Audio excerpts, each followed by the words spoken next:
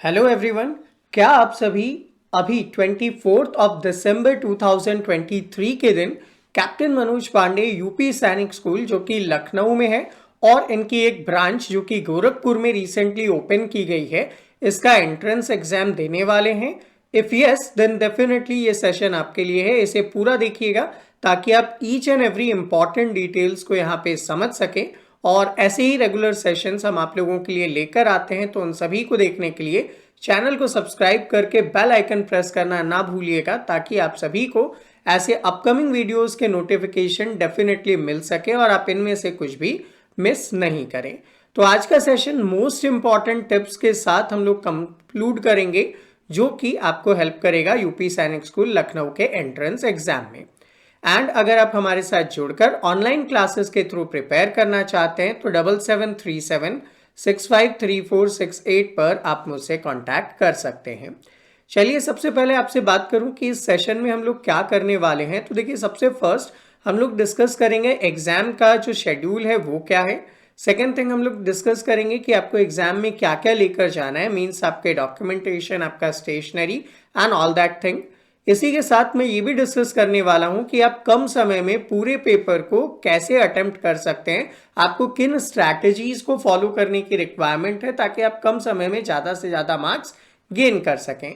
और इतना ही नहीं, अब जब लास्ट टाइम 7 डेज के आसपास आपके पास समय बचा है तो आप रिवीजन कैसे कर सकते हैं उसके ऊपर भी डिस्कस करूंगा। And finally at the end आपका जो OMR शीट है उसे आप कैसे फिल करेंगे उसके ऊपर भी हम डिस्कशन करने वाले हैं।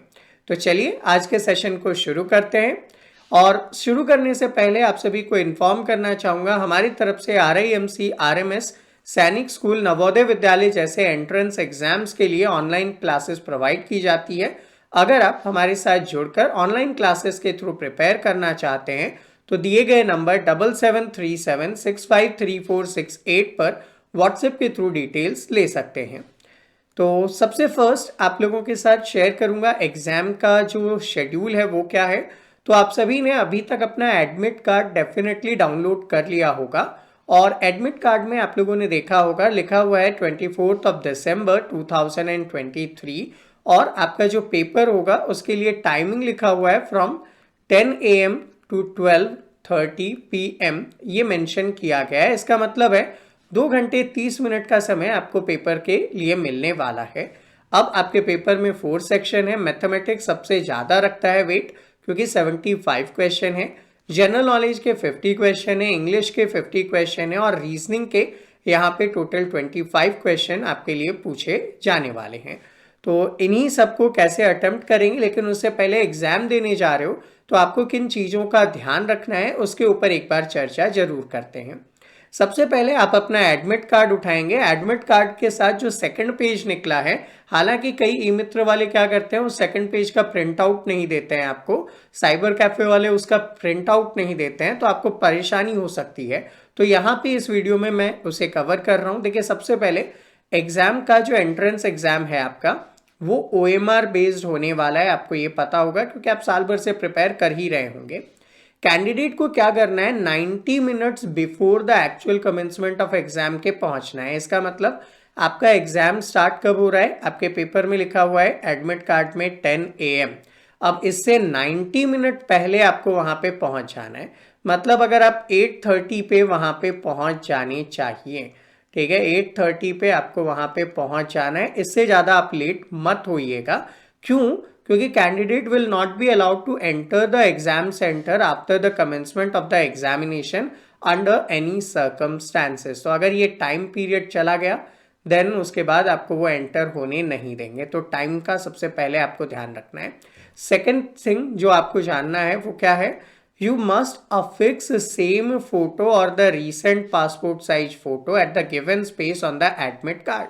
आपके एडमिट कार्ड में जहां पे आपकी फोटो लगी हुई है उसके पास में एक ब्लैंक स्पेस है, वहां पे आपको अपना वही वाला फोटो, सेम फोटो लगाना है जो आपने एग्जाम फॉर्म में अपलोड किया था।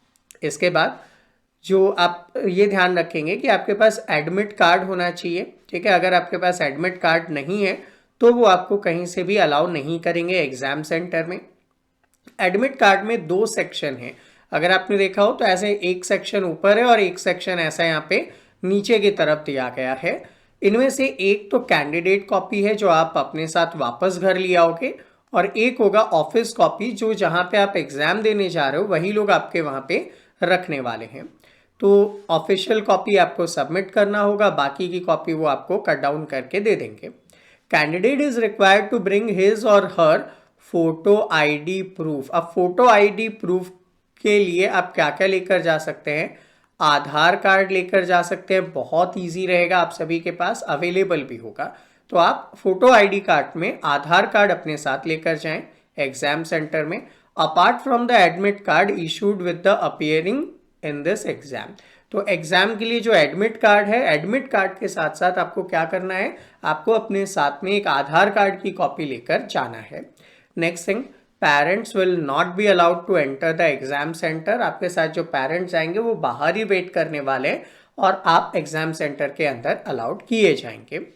इसके बाद अगर मैं बात करता हूं तो नंबर 5 पे बोला गया है candidate must appear at the allotted exam centre only mentioned in the admit card. Admit card में जो प्लेस मेंशन किया गया आप सिर्फ और सिर्फ वहीं पे जाकर एग्जाम दे सकते हैं, अदर किसी प्लेस पे आप वहां पे एग्जाम नहीं दे पाएंगे। इस चीज का आपको ध्यान रखना है।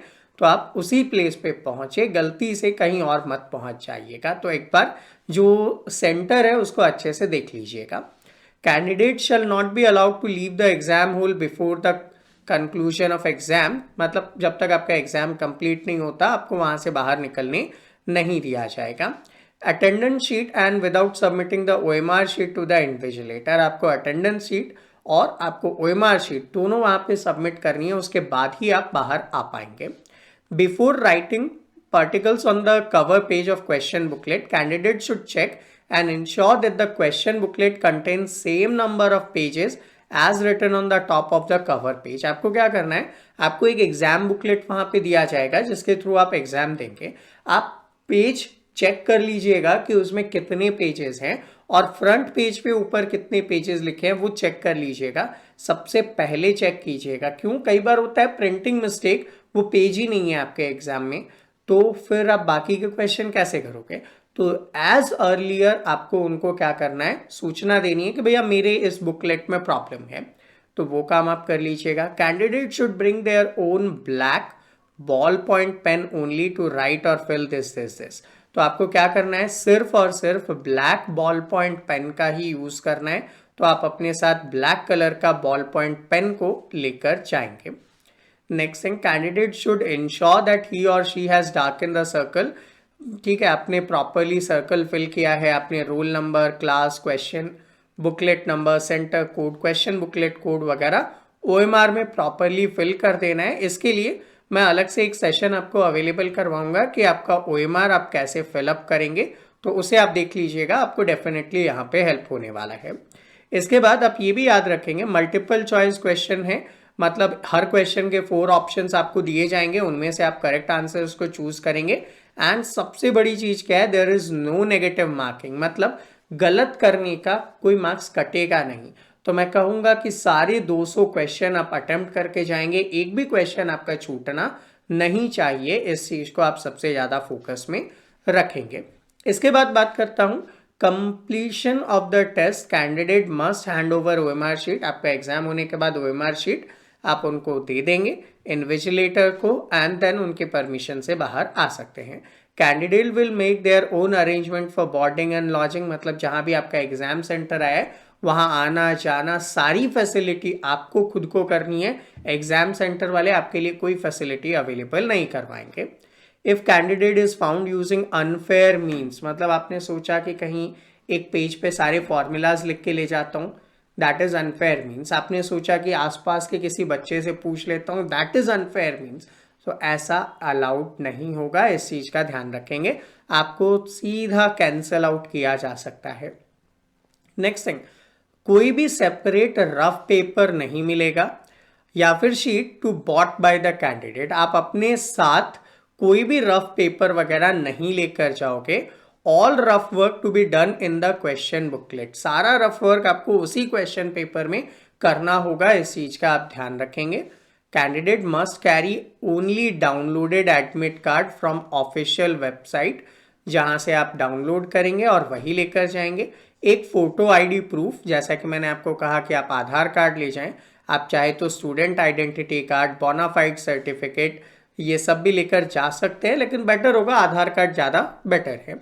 ठीक है। एंड बॉल पेन वो भी ब्लैक कलर का आपको लेकर जाना है, ऑफ गुड क्वालिटी। ऐसा नहीं कि वहां जाके खराब हो गया और आप किसी से मांगोगे, कोई नहीं देगा आपको, लिटरली नो वन। तो उस चीज का आप पहले से ध्यान रखेंगे। Next thing, candidate has to follow all the instructions given at the exam centre. वहां पे आपको जो भी इंस्ट्रक्शंस दें वो आपको फॉलो डेफिनेटली करना पड़ेगा, इस चीज का आपको ध्यान रखना है। नेक्स्ट थिंग, अब आप इन 4 पार्ट्स को एफिशिएंटली कैसे करेंगे, क्योंकि कई बार सुनने को मिलता है बच्चे बोलते हैं सर टाइम नहीं हुआ था, छीन लिया उन्होंने, आपने पेपर पूरा नहीं किया, वो लेकर ही चले गए। इससे बचने का क्लियर कट मेथड क्या है, आप इतने टाइम एफिशिएंट रहो कि आप with in the time limit पूरा पेपर सॉल्व करो।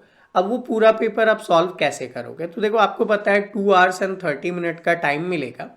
अब इवनली आप चूंकि बच्चे हैं, आप या तो क्लास 6 का दे रहे हैं या फिर क्लास 9th एंट्रेंस का दे रहे हैं, आपको डेफिनेटली मैं मान के चलता हूं 30 मिनट का जो टाइम है ना, वो तो आपको सिर्फ OMR फिल करने में लग जाएगा। ठीक है। इसके बाद 2 आवर्स यानी कि 120 मिनट का जो टाइम है वो इन पेपर को सॉल्व करना है। अब 120 मिनट को कैसे आप जस्टिफाई करेंगे वो सुनिएगा। मेरा सजेशन होगा कि आप सबसे पहले जीके को या इंग्लिश को सॉल्व कर लीजिए, जो भी आपका अच्छा है, जिसमें आपको कॉन्फिडेंस मिल सके। सपोज करता हूं कि आपने यहाँ पे नंबर 1 पे जनरल नॉलेज को करना स्टार्ट किया, 50 क्वेश्चंस है, आपने पढ़ा और पढ़ते ही आपको क्वेश्चन के आंसर्स आ रहे हैं, आपको वेट तो नहीं करना पड़ेगा, आपको मैथ्स की तरह सॉल्व भी नहीं करना पड़ेगा, पढ़ा आंसर देखा हो गया आपका काम। तो इसको सॉल्व करने में मैं मानता हूं मैक्स टू मैक्स आपको 15 मिनट लगेगा। पढ़ा टिक किया फ्री। देन सेम सिनेरियो यहाँ पे इंग्लिश के साथ है। इंग्लिश पे भी मैं मानता हूँ मैक्स टू मैक्स आपको 15 मिनट का टाइम लगेगा। तो 2 घंटे में से आधा घंटा तो जा चुका है। अब आपके पास क्या बचा है, अब आपके पास बचा है अराउंड 90 मिनट। ठीक है। अब उस 90 मिनट में आप क्या करोगे, इस 90 मिनट में मैं आपको सजेस्ट करता हूं 20 मिनट तो आपको रीजनिंग में लग जाएगा एंड मैथ्स को सॉल्व करने में 70 मिनट तो आपको डेफिनेटली लगने वाला है। तो अगर आप इस बेसिस पे प्रैक्टिस करते हैं ना, तो डेफिनेटली बहुत अच्छे से आप पेपर को सॉल्व करेंगे। और लास्ट में आपको ये नहीं बोलना पड़ेगा कि सर 2 मिनट और दे दो ना, ऐसा आप नहीं करोगे। क्यों, क्योंकि हो चुका है आपका पेपर, आपने टाइम मैनेज प्रॉपरली किया है। इसके लिए आप क्या कर सकते हैं, रिस्ट वॉच अलाउड होता है, बट ये ध्यान रखना डिजिटल वाला अलाउड नहीं होता है, एनालॉग वाला अलाउ होता है, जिसमें वो कांटे होते हैं ना टिक टिक चलने वाले, वो अलाउड होते हैं। ब्लूटूथ कनेक्शन वाले स्मार्ट वॉच, फिट बैंड, वो कुछ भी अलाउड नहीं है। तो वो आप यूज करें, या फिर नहीं तो एग्जाम हॉल में सामने आपके एक घड़ी लगी होगी, वहीं से आप टाइम का अंदाजा लेकर चलो कि इस स्पीड पे मुझे ये काम कंप्लीट करना है, ताकि कोई भी प्रॉब्लम ही फेस ना हो।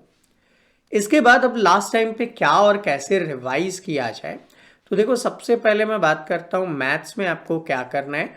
तो मैथ्स के लिए मैं आपको सजेस्ट करूंगा कि जितने भी फॉर्मूलाज हैं उनको आप एक पेज पे लिखो, क्योंकि अब ज्यादा क्वेश्चन प्रैक्टिस नहीं करना है, अब फॉर्मूलाज रिटेन करना है। क्योंकि लास्ट टाइम पे ना अगर आपको फॉर्मूला याद रहा तो आप डेफिनेटली आंसर कर लोगे, लेकिन अगर फॉर्मूला ही भूल गए तो फिर आप कुछ भी नहीं कर पाओगे। तो सबसे फर्स्ट फॉर्मूला लिखें और ईच एंड एवरी टॉपिक के फॉर्मूलाज लिखें और उनको 1 बाय 1 लाइन से याद करते हुए चलेंगे तो आपका काम आसान हो जाएगा। नेक्स्ट थिंग मैं बात करूंगा रीजनिंग के बारे में।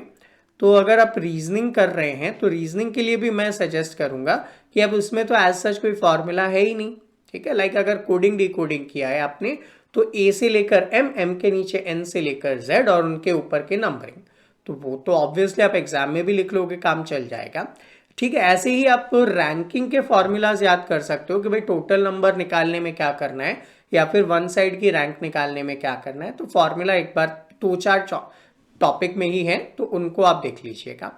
रेस्ट इसके बाद मैं बात करता हूँ इंग्लिश की। तो इंग्लिश में देखो मेन जो आपको चीज़ें करनी है ना, वहाँ पे थोड़ा सा टेंस के रूल देख लीजिएगा, ताकि आप एक्टिव, पैसिव और डायरेक्ट इनडायरेक्ट में जब कन्वर्ट करें तो आप प्रॉपरली उनको कर सकें, वहाँ पे आप किसी भी टाइप का गड़बड़ ना करें।